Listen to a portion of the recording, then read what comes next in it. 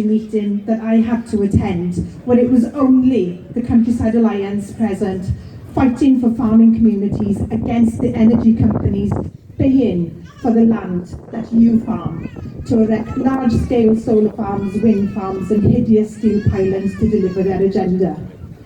Your arrival gave me goosebumps, a lump in my throat and tears in my eyes.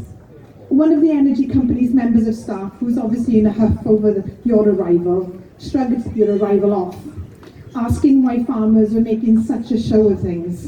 And I told her straight, this is no show. This is a community fighting for their very survival.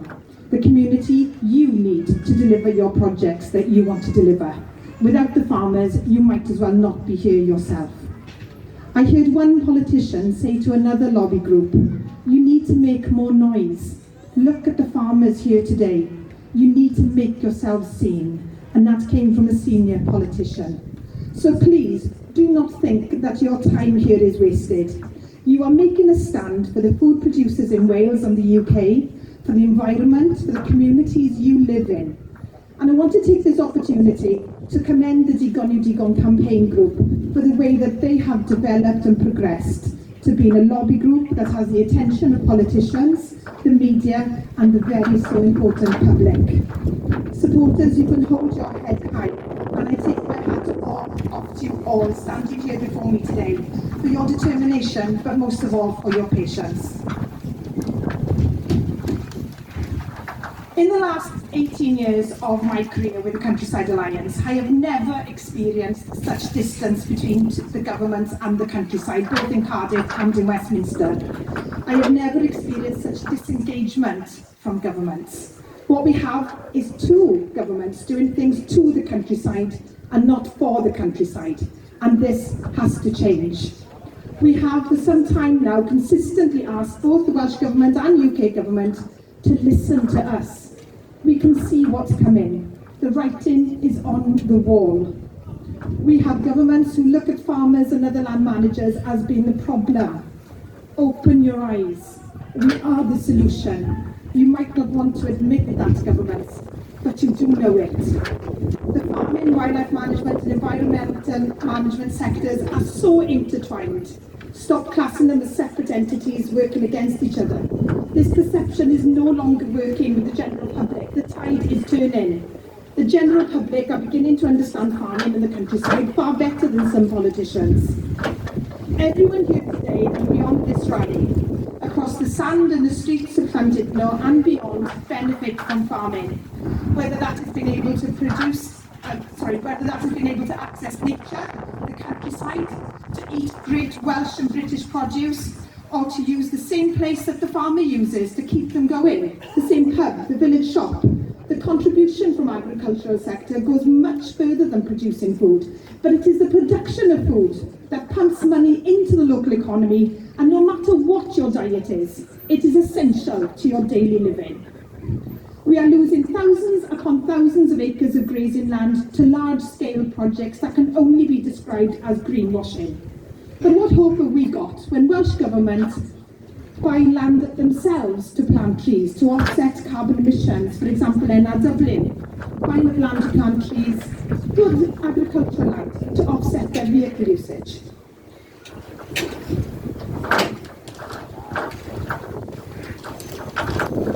The wind is nearly eating the pig for you.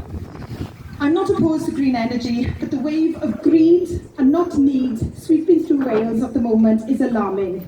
It is out of control. Over 3,000 acres on Anglesey, earmarked for a solar farm, 30 acres in Carmarthen for one substation. I could go on and on. We live in a very, very insecure world. Recent events in the Middle East are far more threatening than previous war breakouts, and we are already bearing the brunt of actions taken last weekend. Fuel prices have gone up, which means that the cost of food production will go up. We are not cyber safe. Did any of you experience firsthand the attack on the co-op? Empty shelves for days on end, over a week, no fresh produce. Well, they weren't completely empty. There was still some of that plant-based rubbish left on the shelf, and even that had been yellow stickered. So we were desperate, but not that desperate. Governments, the writing is on the wall. Our governments do have the power to protect our food supply, yet they choose policy after policy that inevitably reduces the number of livestock kept in Wales and the UK and reduces our ability to produce food to feed the nation. All we are asking for is to be understood. Yes, farming is tough, but it can also be incredibly rewarding. We have high days and low days, and I know that those low days can get very low. But we just need a chance. That chance to strive and to thrive, a chance to grow and produce food to some of the highest standards in the world. We do not want to see more of our children, the elderly and the sick fed on cheap, low quality and standards meat from God knows where. But we keep getting knocked back. Policy after policy, whether that's old policies that need renewing or new ones that quite frankly could not possibly have been written by anyone who knows farming and the countryside. Back in the autumn, our the president of the Countryside Alliance, a Labour peer, Anne Malilio, she warned Sir Keir Starmer of his government's actions. She wrote to him and said, "It would be foolish to underestimate the overwhelming public support for our farmers. They are part of the national fabric. The recent budget and subsequent fallout since then, which has only worsened, risks alienating Labour in the countryside and undoing a huge amount of good work in the years leading up to the general election. We have been here before as a party, and we now risk turning the countryside into a no-go zone for Labour. This," she says, "would be a disaster, and action must be taken to avoid repeating the mistakes of the past. Focus must be on mending the relationship between the government and farmers, and for Whitehall to be seen doing things for the countryside, not just to it." She ends by saying, "Farmers are not going to give up. And a long, bitter battle between them and the government is an incredibly bad look for our party, which may once again haunt us for a generation."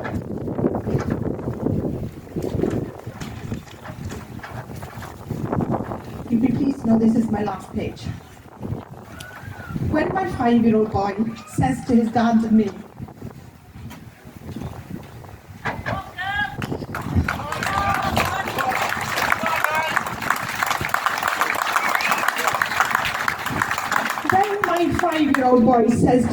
me, "I want to be a farmer," my heart should be filled with joy, but to be honest, I feel a little bit sick for him.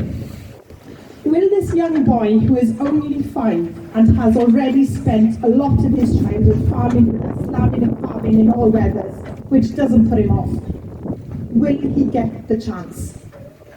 Yes, I believe he will, because he's got all you good people fighting for his future and the future of thousands of children.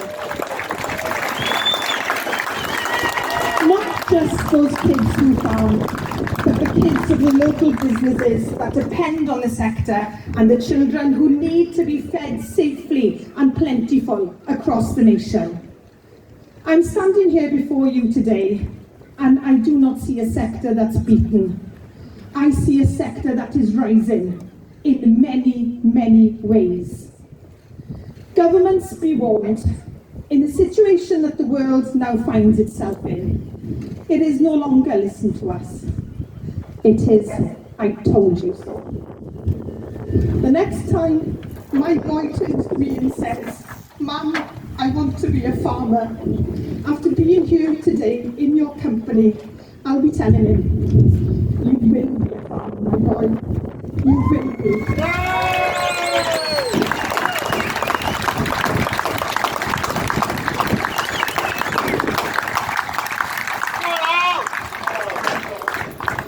Thank you, Digon, for inviting me here today. As a farmer from the Hereford, Shropshire and Paris borders, none of these councils want to pay my SFI, but they all want me to pay them council tax. We don't normally look forward to the Six Nations in our household, because if Wales wins or England wins, half the family is unhappy, and if another nation wins, we're all pretty ticked off. But today, I am truly inspired to see fishermen Polish workers and farmers from across the UK, alongside Digon, standing together to say, enough is enough. These Labour politicians in the building in front of us are driving this country to wreck and ruin. They are causing a mental health crisis in all of our industries. Rising inheritance tax, piling on national insurance, and enforcing so-called greening projects that amount to nothing more to red tape and paperwork. They are intent on finding the next nail that will finally crack our industries. But they forget we are a resilient, stubborn bunch with a calloused hands and broad shoulders to prove it. These politicians are not used to hardship like ourselves and wouldn't last a day in our industries. And frankly, they don't understand anything about the real world which doesn't involve a pen. They are pushing businesses like ourselves to the brink. And tragically, we've seen farmers driven to suicide. One coroner's inquest directly linked a farmer's death to the pressures of the new inheritance tax policies. That is not acceptable. We cannot afford to lose any more of our people.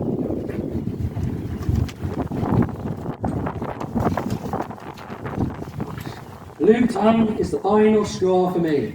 These new restrictions will cost farmers £60 to £70 a head to move livestock from England to Wales. That's up to £7,000 just to test 100 ewes or lambs. And for what?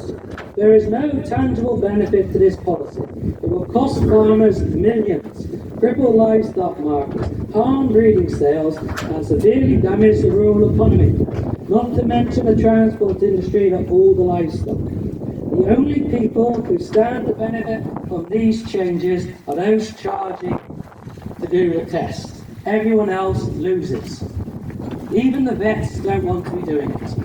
This is yet another example of a disconnected bureaucratic policy imposed without understanding or regard for the realities on the ground. It's bad for farmers, bad for business, and bad for Britain. But today gives me hope. Keir Starmer should be quaking in his boots to see us united, not divided by borders, sectors, or politics, but standing together in shared purpose. If we can put our differences aside, like today, where Digon, Farmers to Action, and many other groups can be here, united in common cause, then so can others.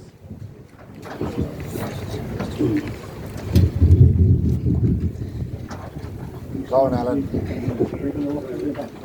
And if we can unite, then all groups and industries can unite as well. Yes, we'll have disagreements, but if we can agree to disagree and focus on building a better future for our children and grandchildren, then there's nothing we cannot achieve together.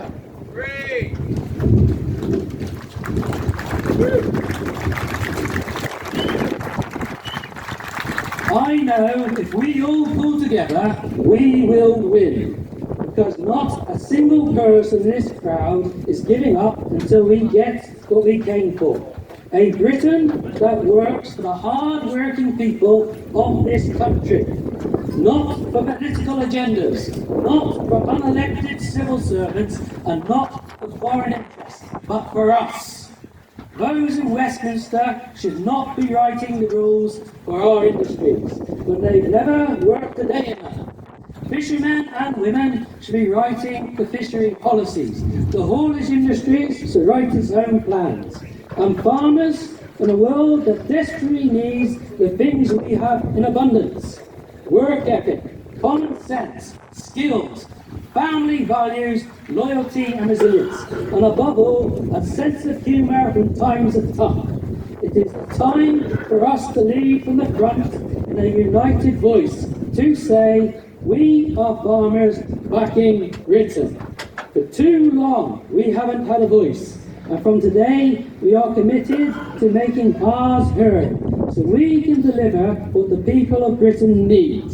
We need to be writing our agricultural policy. We know what will help or hurt our businesses. They do not. So let's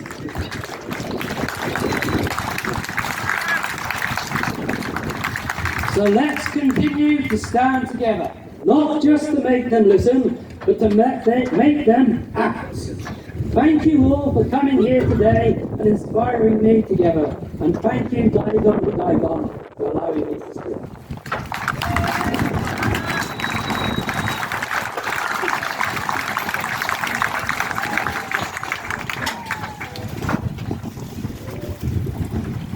Hello, diolch yn fawr iawn i chi gyd. My name is LLandudno dwi, auctioneer yn Brimkirk Livestock Markets. Enough is enough. Digon yw digon. That phrase is echoing louder through Wales than ever before. Today, I stand not just as livestock auctioneer, but as the voice of an industry being pushed to the edge. Our auction mats, for over 200 years, the backbone of rural life, are being suffocated. Not by competition, but by a government that refuses to listen. And worse, by policies that show an alarming ignorance of farming and food production here in Wales. Today, there are 152 livestock markets across the UK, handling over 12 million sheep and 1.6 million cattle each year, with a combined turnover of £2.2 billion. This includes the thousands of rural jobs that depend on them. Yet, these vital hubs are under a threat of collapse. Let's start with Bluetongue. From July the 1st, new Welsh Government rules will force testing of livestock crossing the England-Wales border, even vaccinated sheep. The cost? £70 per test. For sheep trading in the thousands, that's simply unaffordable. And the vaccines most farmers use? Not recognised. So vaccinated flocks still face testing. Dylen ni ganslo'r sale, cau'r martiau, canslo'r dyfodol. Should we cancel sales, cancel trade, cancel generations of cross-border movements? Cancel the politicians! Take, for example, the Tame Sheep Fair, down in Oxfordshire. 15,000 to 18,000 breeding ewes sold every year. Over a quarter of these sheep usually come back into Wales. That is just one sale. What about the other sales on the horizon? The knock-on effect of this is unimaginable and worrying. Misoedd ymlaen llaw, lle geith ein martiau ni yr wyn tew ar wyn stores I gael ei gwerthu? Where will the stall lambs and finished lambs be? This isn't governance, it's sabotage. Dinister economy. Even politicians across the spectrum have called the policy a catastrophe. Yet Labour presses on. Have they visited the markets recently? Do they understand the damage this causes? They don't, but we do. We're the ones trying to run sales with little warning of legislative changes. We're the ones facing angry farmers explaining the rules that makes no sense. A drwy hyn I gyd, da ni'n cael yn anwybyddu. We're being ignored. The very people they claim to consult. And if Bluetongue is a hammer blow, bovine TB is a slow motion disaster. Since February 24, the Welsh Government has reimposed tight TB controls, and cattle leaving Wales farms now must pass a must pass a skin test, with 60 days, must pass a freshly passed skin test within 60 days at a cost of around £60 per animal maybe. Snarling sales and cash flow at every auction mat. Farms are locked down for 5, 10 years, sometimes longer. The financial hits, an average of 25,000 per farm per year. What's the emotional toll? Immeasurable.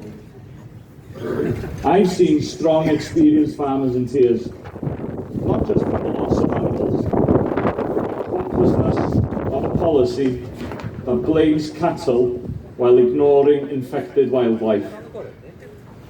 In 2024 alone, Wales culled 13,034 cattle for TB, up 27% on 2023.